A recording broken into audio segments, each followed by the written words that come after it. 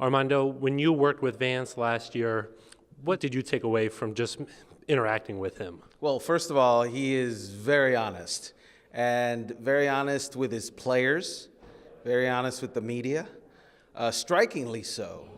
There were moments where he was talking about how terrible players were playing. And I asked him about that a couple of times last year, and he said, look, I'm not going to pussyfoot around and tell you guys something that's not true.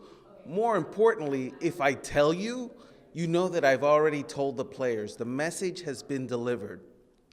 The great thing about that was when we as media then go to the players and say, hey, your coach has said thus and such about you, their reaction was, again, shockingly, yes, we know, and he's right.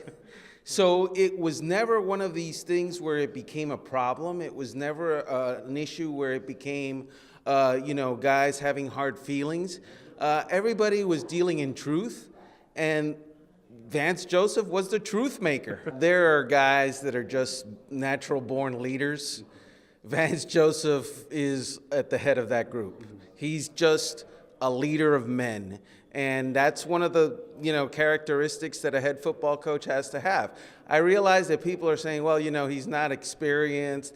He was a first-time defensive coordinator, and now he's a first-time coach.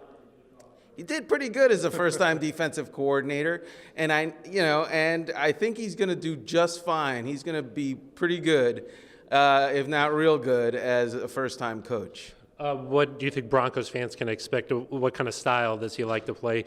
I know that he's worked with Wade Phillips in the past, and he was obviously the Broncos' defensive coordinator the past 2 years. Well, knowing Vance, I know that he thinks that football is an aggressive attack sport.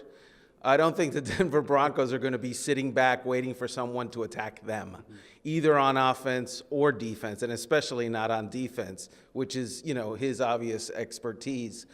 He's got a good staff that he's built. Everything is there for him to succeed.